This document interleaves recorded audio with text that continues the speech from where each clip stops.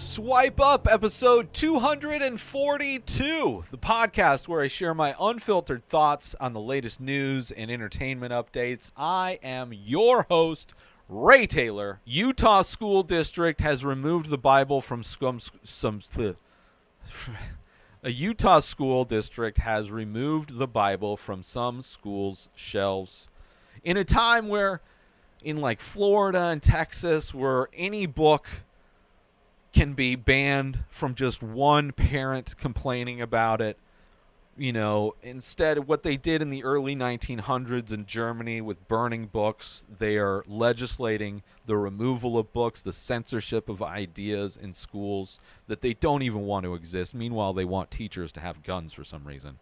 They're not capable of teaching kids things, but they are capable of being armed and being put in charge of ending a child's life if need be, because guns are far more important than books. So we need to protect guns and mandate gun ownership versus protecting knowledge and making freedom of speech and expression something that shouldn't be made illegal, like is being made in many red states. So it's funny to see that in Utah, one of the most religious states, filled with Mormons to the brim, that the Bible is being removed from some school shelves. A parent in Utah submitted a complaint about the Bible in their school district, which led to its removal from elementary and middle school libraries.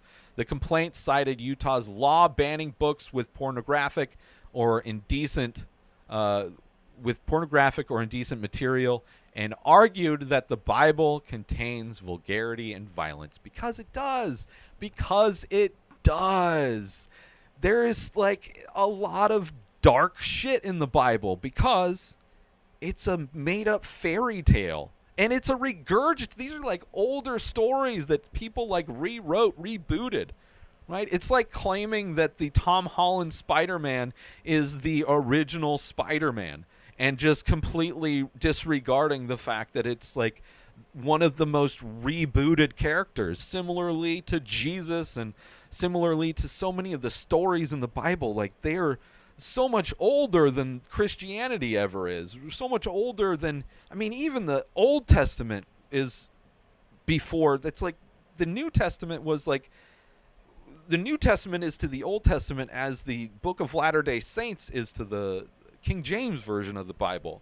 Like, it's just these different cults adding on their different spin and adding stories to these already regurgitated and rebooted stories. It's like the same amount of originality exists in Christianity that exists in Disney with all of these live action remakes.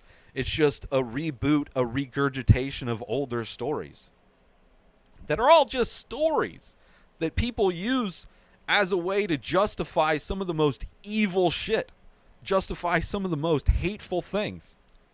And by the way, the people who are in charge of those stories, the people who are in charge of those organizations, the priests and youth pastors, by the way, are far and away the most responsible group for doing some of the most evil shit to kids.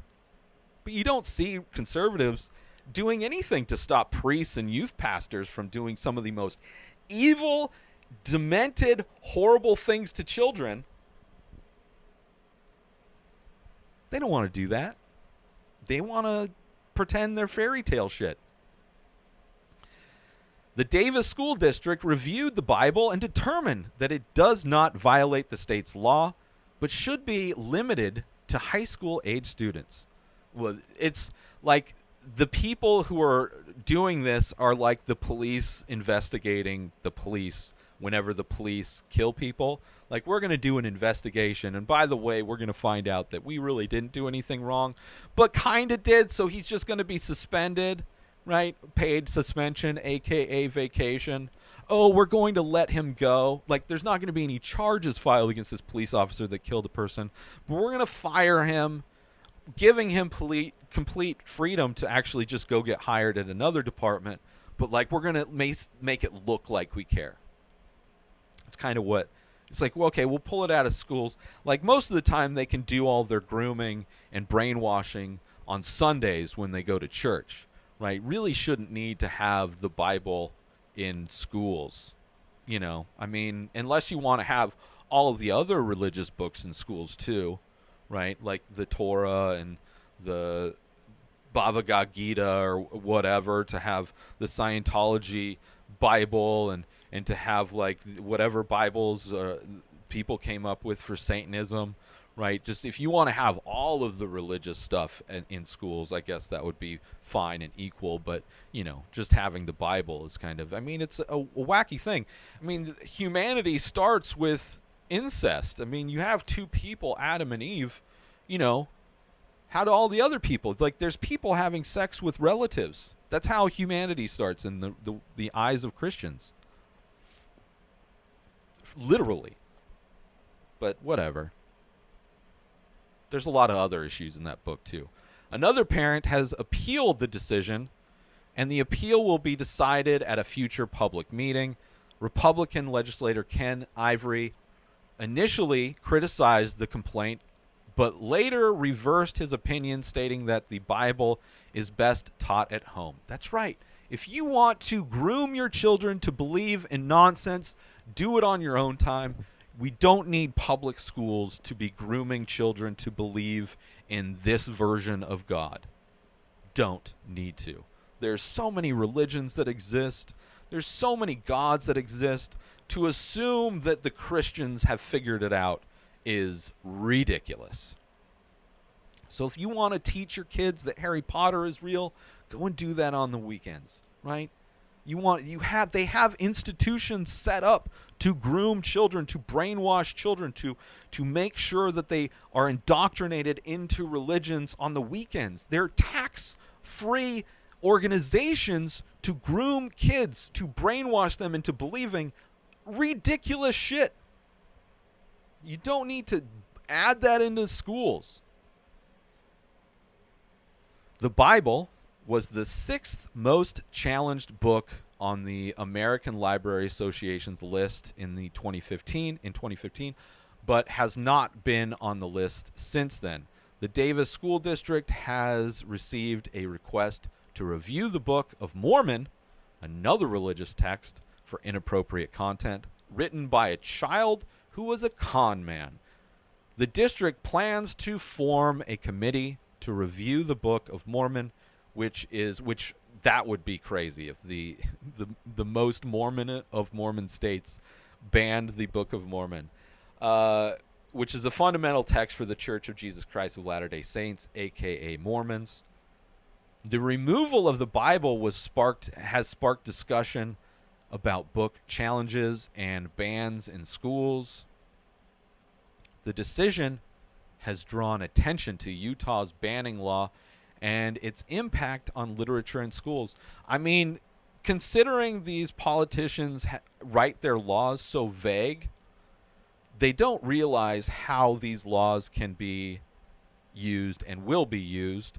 And in example like Florida, where they had the speech that the black woman the girl who wrote the poem at Biden's inauguration, that poem was banned because a single parent complained about it, right? To have one parent have the ability to remove a piece of literature completely gives a lot of individuals a lot of power to remove all books. Oh, I don't like the Declaration of Independence because it's offensive. Oh, we got to remove that from schools. Right? There's easily, like, and the fact that they want to bring religions into schools, well, it's like there's a lot of religions, so you want like the Church of Satan to be in schools then too. You want Muslims to be, you want that teaching to be, the Torah to be taught in schools. You want the teachings of Judaism to be taught in schools. You want all of the religions, which of course they don't want all the religions. They just want Christians, but they have to frame it like we need to have religion in school, right? Religion gives people morals. Look at all the priests and youth pastors that have great morality, except for the vast majority of them that do the most evil thing to children. Historically, throughout history, just ignore that part. But you can't have morality without Christianity. It's just impossible. How can you be moral? Meanwhile, people are using Christianity as a way to do the most evil things to children, which they just pretend to care about children. Anyway, interesting to see what's happening in Utah.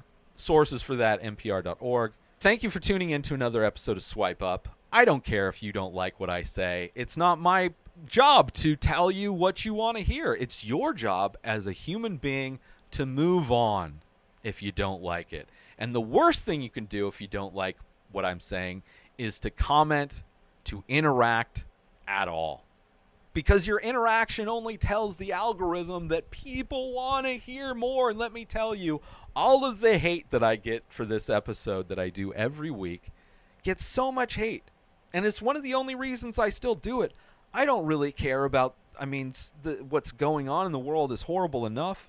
It kind of gives me an outlet to talk shit about stuff, things that I would have put on Twitter before Elon Musk ruined Twitter, because that's what Elon Musk is really good at doing, is ruining things these days. So it gives me that kind of an outlet, but then all the hate that comes on YouTube, it is laughable. All these people. But for those that aren't the haters that love to just cry, these fragile little snowflake conservatives just crying in my comments, struggling to spell words correctly, struggling to form complete sentences. These people and then some people with so much time on their hands that they will write multiple paragraphs, like 10 paragraphs, which I never read. And sometimes when I see the very long replies, I just delete them off of YouTube because I have that control because it's my YouTube channel. And it makes me feel so good to know that I just wasted your time. Because you're trying to waste my time like I care. Great. Please join the conversation if you feel. Try and be positive. Every once in a while there's positivity, but usually it's the hate. You can do that over on YouTube. I really should just take this off. Just don't interact. Until then, regardless, if you comment, you interact, you hate, you block, you thumbs down, whatever you do, I'll see you next Thursday for more of this. Fresh perspective and unfiltered opinions. New episodes of The Ray Taylor Show come out every single day. Subscribe on YouTube and everywhere our podcasts are found. Binge the full week over at inspireddisorder.com/plus. Buy Ray Taylor Show merch over at inspireddisorder.com. Have a wonderful day, everybody. Peace out! Today is the day where you wake up and you realize that everything that you've been dreaming about, everything that you've been wanting, every goal and wish and hope that you've ever had can become real. Dreams can come true. What you manifest in your mind, you can bring to reality.